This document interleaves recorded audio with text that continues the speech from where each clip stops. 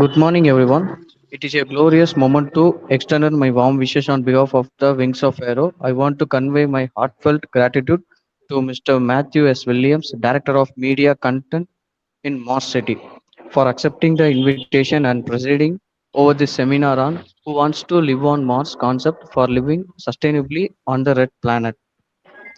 The webinar was organized and conducted by Wings of Aero for the science and engineering students to gain insights and information that would remain effective in their research and project. I will give the session to Mr. Matthew S. William. Sir, Thank thank you, you. sir. Thank you. Thank you very much. So, a quick introduction of who I am and who I'm representing here. My name is Matt Williams. I am a science communicator and writer, journalist.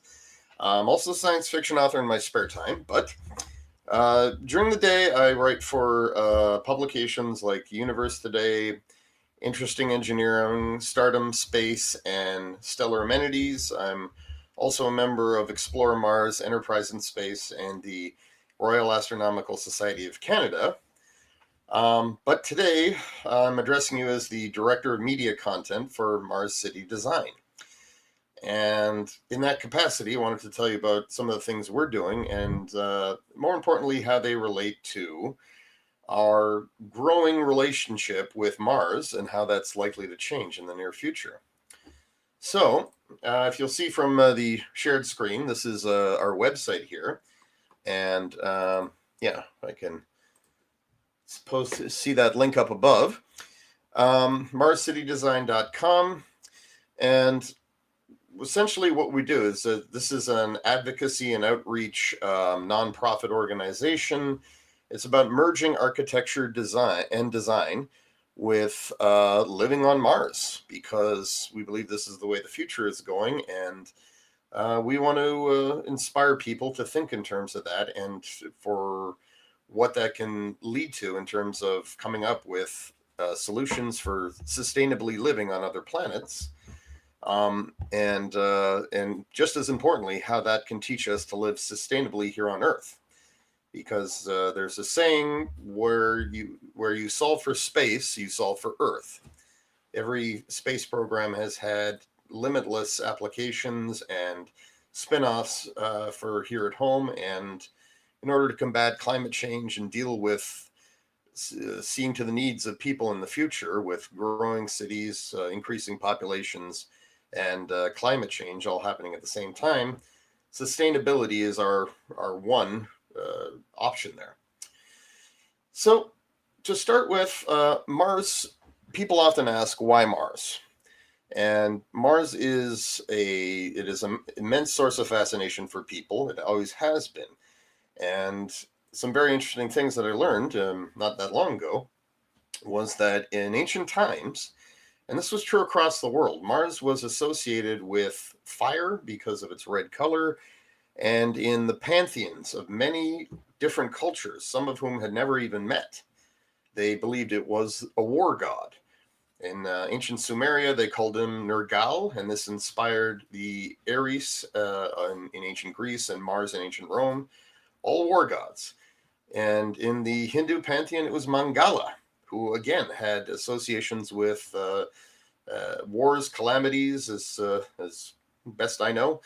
And over in China, from what we can understand, there was no contact between ancient Chinese and ancient Mesopotamians, not directly, but they called Mars Huao Xing, and it was the fire god to them. And even the Aztecs and the Incas, they named it Huitzilopochtli and Aquacu. And we know that in the Aztec pantheon, it too was a war god. So basically, because of the nature of how it moved in the night sky and the fact that it was red, ancient cultures tended to associate it with war, with passion, with danger.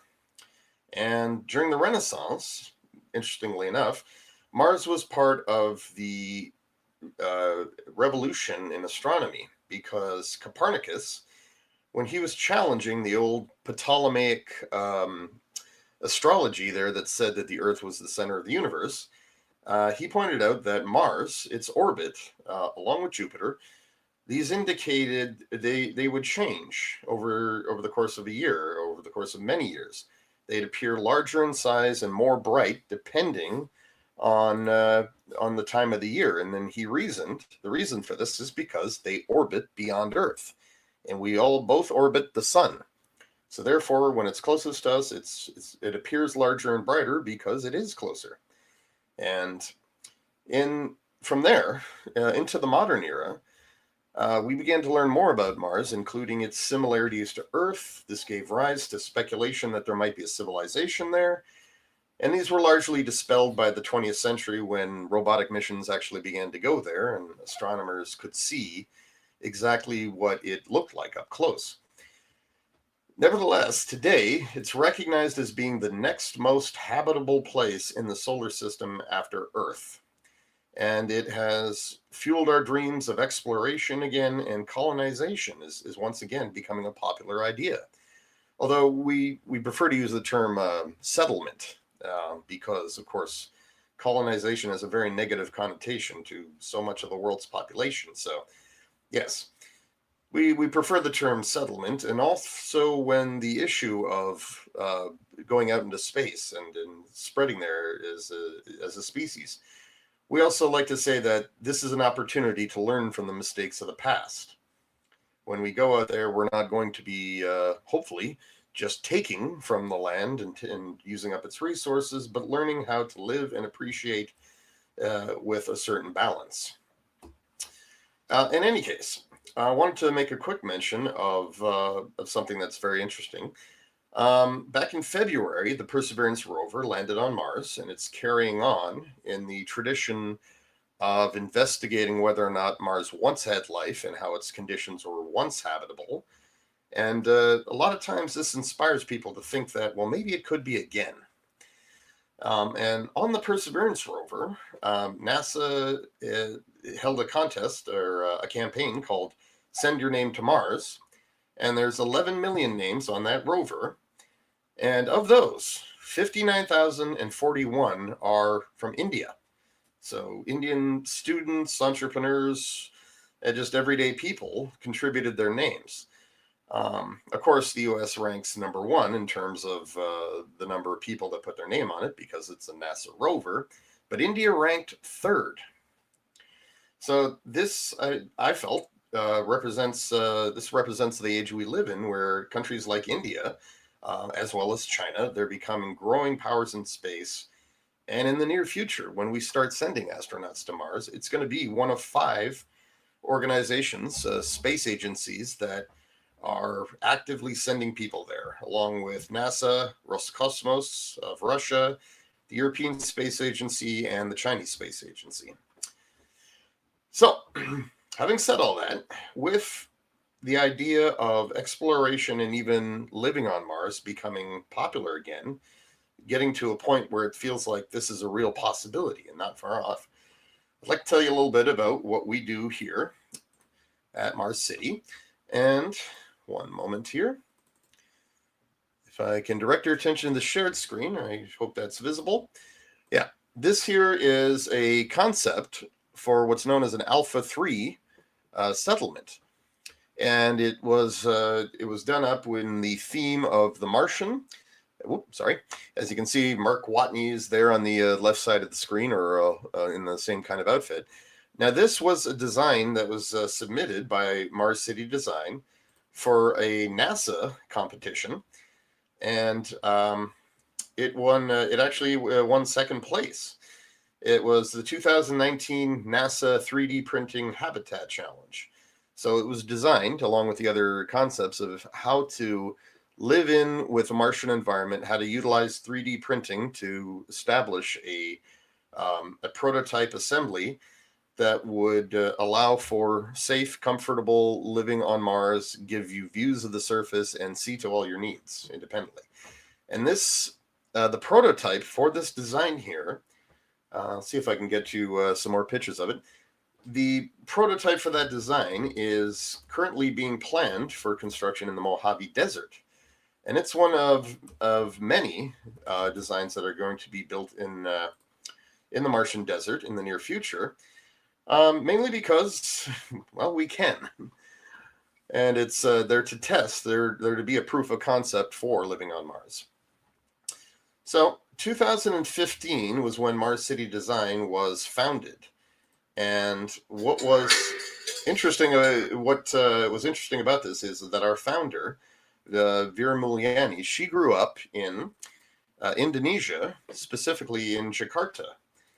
And it was the 1980s that many of her formative years she spent in the 1980s. And so she was always inspired by art and creative pursuits, but mostly she was inspired by looking up at the night sky because the limitations that were imposed upon her and others growing up in sort of the ghettos of Jakarta, stargazing was something that always felt positive, and as she once said, in a world that was always saying no, the sky was a safe place to be, and Mars that was always there twinkling, it always gave me a yes. So she and I, what we are doing for the near future is we are creating a book, which is called The Martian Dispatches, and here's the cover of that there. Now, the artwork here is showcasing the inside of a Martian settlement. People are bathing in these hot mineral baths, and this is all linked to actual geographical knowledge we have of Mars now, that there could in fact be hot springs in places like Argyre Planitia, sorry, Argyre Planitia, and other low-lying areas where underground aquifers may still exist, and the limited geological activity on Mars could still be leading to hot spring activity. And in any case, this book is going to be first released as a series of podcasts, starting in just a few weeks, and then as a book, most likely close to the end of the year. And it tells the story of Martian settlers, and as spoken after the fact, after 100 years of living on Mars, the third generation of Martians, who are all in their late teens, early 20s, and adults, they're now explaining what life is like. And all the stories are based on our advocacy at Mars City Design, all of our outreach, all of our, as I understand it, TEMS is how it's said in India. So technology, engineering, maths, and sciences. And we use the term STEAMS, so STAMS, which stands for Science, Technology, Engineering, Art, and Architecture, and Maths. So Vera Mulyani, she started Mars City Design shortly after she left France. At first, she left Jakarta in order to move to Paris and study architecture. She then moved to New York to study filmmaking, and then found her way to Silicon Valley, California, where she found herself being swept up in all of the enthusiasm and advocacy for Martian exploration and commercial space. And she came to the undeniable conclusion that she wanted to merge her interests and create a new field known as Marscatecture. So Mars City Design was the platform to realize this, and it is essentially a nexus between the space sector and the creative industry, where engineers and artists come together and partner with experts in their field to create concepts for living on Mars. We've also expanded to do outreach with engineers and artists and commercial partners to adapt their products to the emerging space generation market, and also for people to test their prototypes using the infrastructure that we have set up in the Mojave Desert.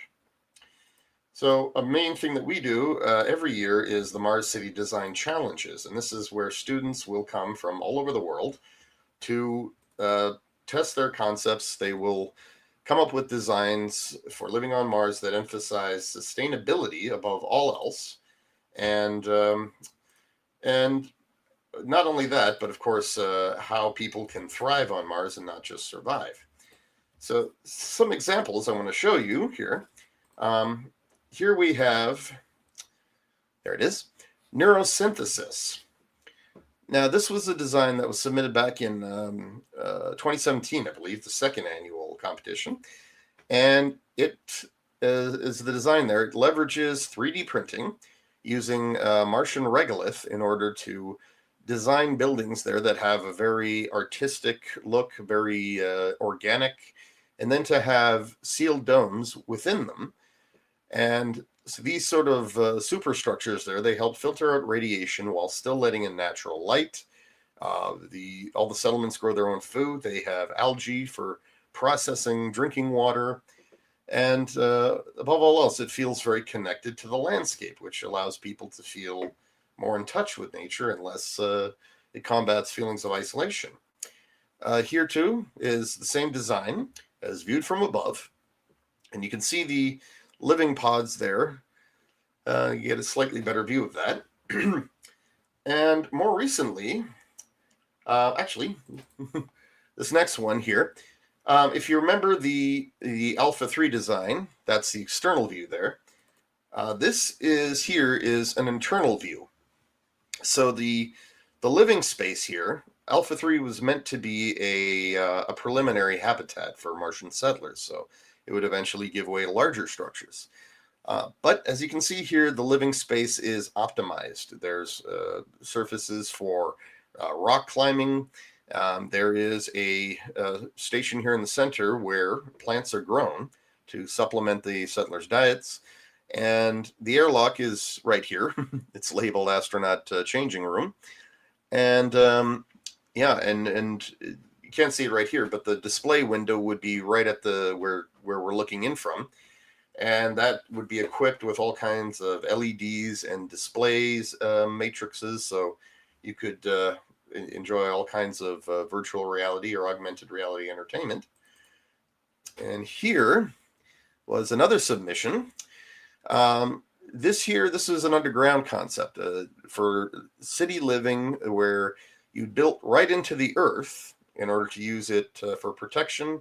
You've got natural green spaces, and here, as you can see hovering around, there's the Death Star, there's planet Earth, and these are holographic simulations for entertainment, and you've got natural water falling, so even though this is a Martian environment, it looks and feels very much like home. And if I have one more here for you, it would be this. This is known as the Mars spine.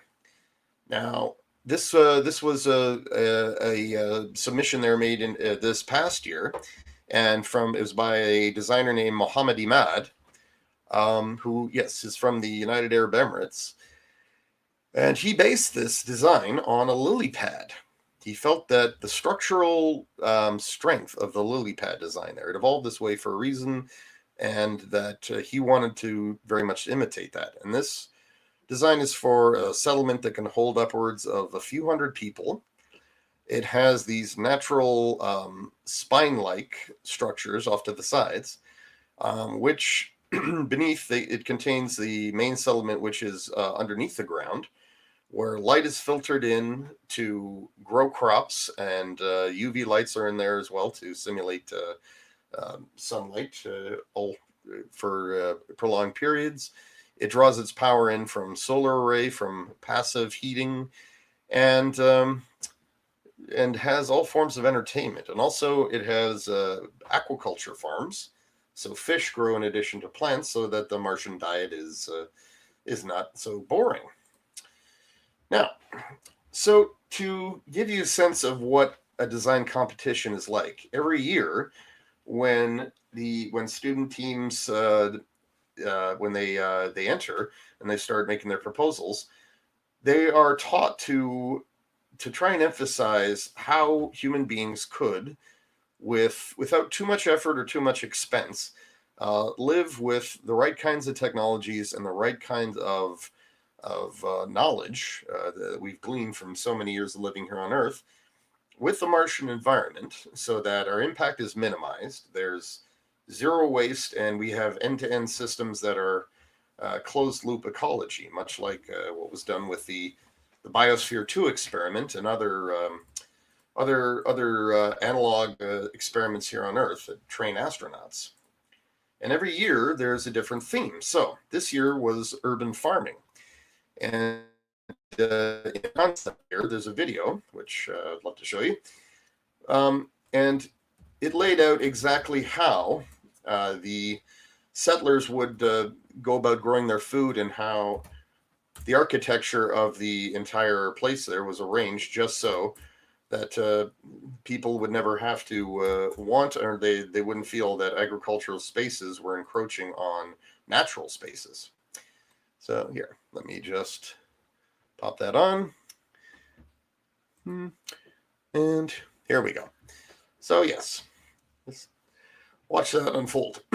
So as I said, this year's competition was based on urban farming. The first competition in 2016 was urban design and architecture. The 2017 was AI, robotics, and engineering, followed by transportation in 2018, sports in 2018, and yes, this year, urban farming.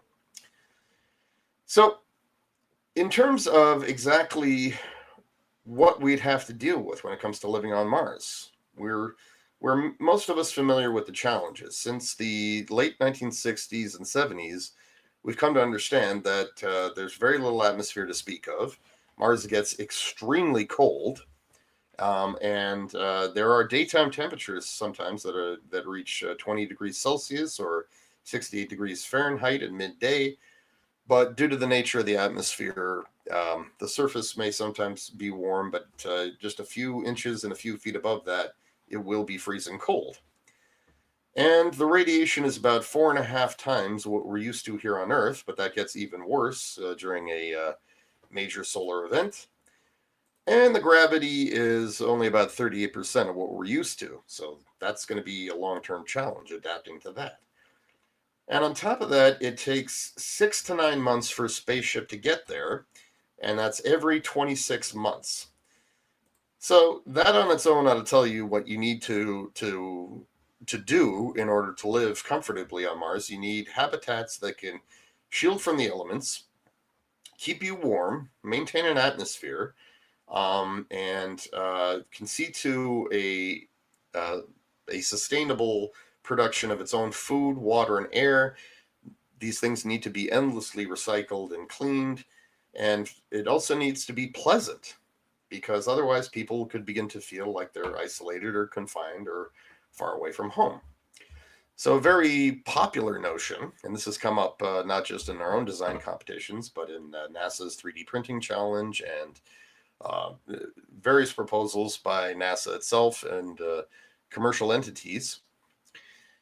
You not only need to use 3D printing and use the local regolith in order to process that. So Martian sand would be the source of 3D printers, and they would have to either turn it into a concrete, or my favorite idea is to zap it with microwaves so that it can be turned into molten ceramic and then just printed out on the surface. Very neat idea. Another idea is to build underground and just use the surface as shielding. And you have to source your own water, which means you either need to live near patches of permafrost or surface ice, or drill underground to get it. And yes, you have to grow your own food, and you have to make sure that the growing spaces are integrated into the urban environment as much as possible, because you're not going to have farmland. And you can't afford to dedicate whole modules, habitation domes, or what have you, to farmland. It's not practical. So you need to rely on vertical farming, on small scale farming, on little personal gardens, wherever you can put them. And you need to diversify in terms of how you're growing. So you can grow plants in soil that you've harvested. You can grow them in hydroponics, and you can also do aquaculture, which is fish and plants together. And another thing I want to mention is the 8 sense technology is something else that we're pursuing. 8 cents refers to another platform that is a mood adjustment technology. And this emerged as part of our regular design competitions. And it was an idea that every home should have a mood adjuster. And what that would look like is a little pod where you sit, and it simulates everything, images. It Let me just see if I can find a video for you. And yeah, it would leverage virtual reality, augmented reality, and holographics, and in order to trigger sense memories and make you feel like you're in a familiar place. So most likely scenes from Earth. And we call it 8 cents because in addition to sight, sound, touch, smell, and taste, it also appeals to your sense of environment, your sense of well-being, and your sense of nostalgia. And next thing I want to show you is here. I'm gonna have to pause this video for a second. Yeah, every year, Mars City Design also holds the Mars Feast Gala, and this year, what you're seeing here is an image of the invitation that's issued, and it says Mars Passport, and it will have a list of items that you can eat. The idea is that we will have guest chefs who are known for being versatile and creative and inventive, and they will, using only foods that are sustainable and provided by our partners at Galactic Farms and Geonauts. And the menus will be largely vegan, although sometimes sustainable meat options are offered. And all of it will consist of superfoods and spices that are known for health benefits, that have been grown with a zero waste process, and are known for being tasty and stimulating.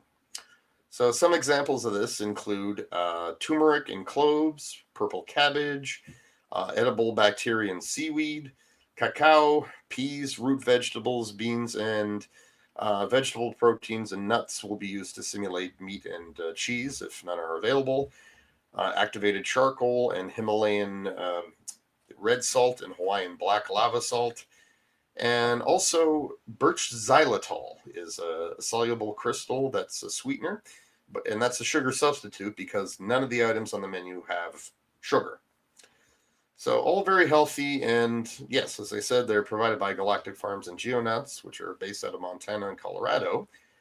And they're all about sustainability and farming in environments that typically aren't conducive to food. So getting back to, the book that we are creating. Now, this past year has taught us an awful lot about how pandemic conditions and isolation can be a problem. Basically, these are features that would be regular and everyday on Mars. But what we have learned is that by leaning on our technology, by creating new social spaces through that technology, and by learning to live more sustainably and relying on greater levels of self-reliance, and leaning on each other, we can get through all that. And so the Martian Dispatches, it is essentially designed to capture what life could be like in the future in the hopes of inspiring people here in the present to help make it happen. It will feature different cities and habitats that have emerged from Mars City Design in the past. And also it'll have a focus on lifestyles and food production, recreation, music and fashion, everything. And of course, yeah, food is also something that's going to be in there too, as well as 8 cents technology. We want to talk about how everything that we have tested over the years, everything that we've put on as a show or a competition, how that will someday inform solutions for living on Mars. And yes, as I mentioned earlier, in the Mojave Desert, Mars City Design is preparing the way to build the winning selections for year after year. So these designs are something we hope to realize and build as prototypes and have people live in for periods of time as sort of an analog mission. So the last thing, very last thing I wanted to say was I wanted to read to you from a section of the of what will be the book in the podcast series, and it is the epilogue. And the way we wrote this was that this whole volume was being presented as as sort of an ebook that people of future generations would be allowed to buy and download. And it's the people on Mars are telling the people on Earth what life there is like. So the authors, the editors of the book are now saying why they did it. Mars has always occupied a special place in the hearts and minds of human beings. Today, dozens of robotic explorers are there seeking to unlock the planet's secrets and pave the way for human exploration. And there are countless souls today who dream of one day setting foot on Mars to create a new life and a new civilization there. In this volume, we present stories from the future as told by the people who have made the Red Planet their home. Through fictional accounts that take place a century after the first settlers arrive, we hope to examine the kinds of activities, habits, lifestyles, and strategies for living that will one day become a reality. Most of all, we hope that these narratives will inspire people to help make the dream of Martian settlement a reality. Ad astra, ad martis, e ultra est.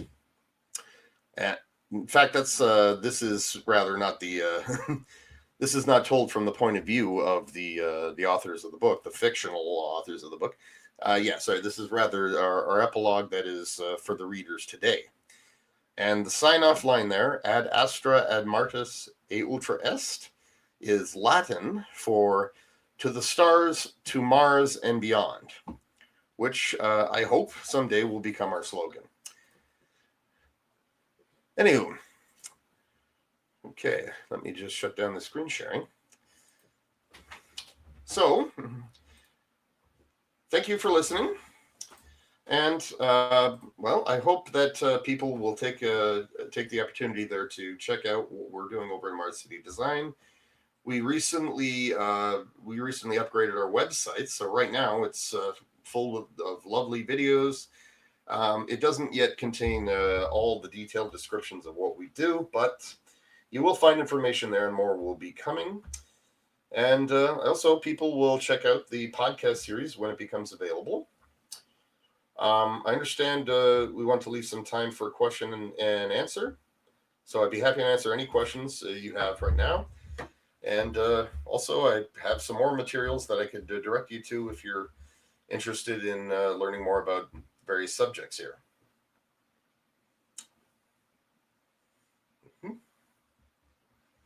Any students have any doubt? I'm sorry? No, sir. Students have any doubt? Yeah, I'm sorry. I've got a bit of an echo with the sound. Can you say that one more time?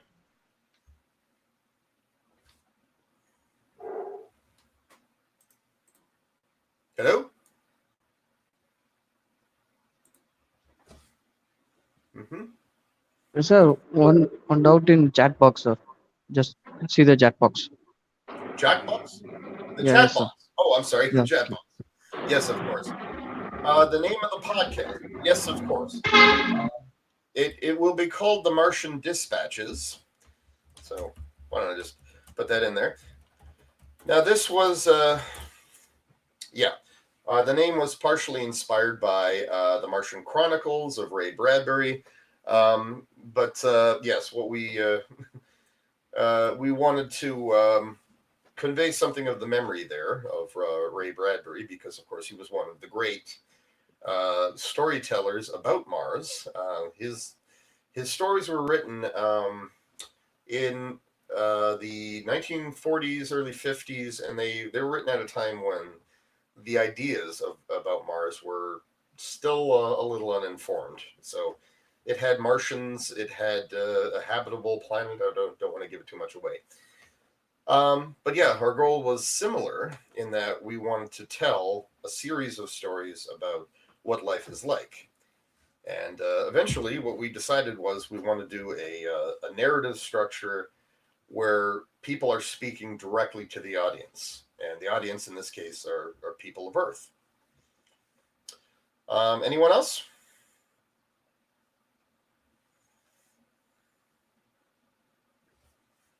And if you can't talk, just use the chat box.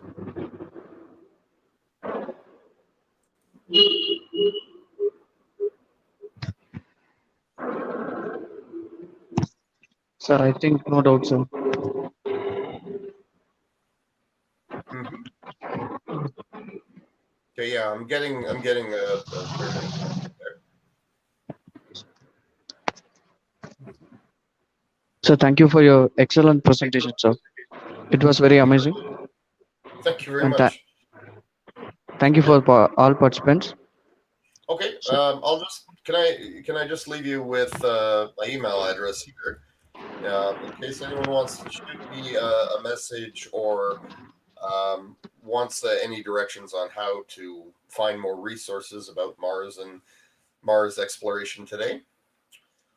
Yeah, I'd be happy to provide. so can we end the session, sir? Yes. Okay. Thank you Thank you very very much, sir. much. Thank you for your session, sir. It was amazing. Thank you. Have a good day. Thank you, sir. Thank you, Bye sir. bye. Have a nice day.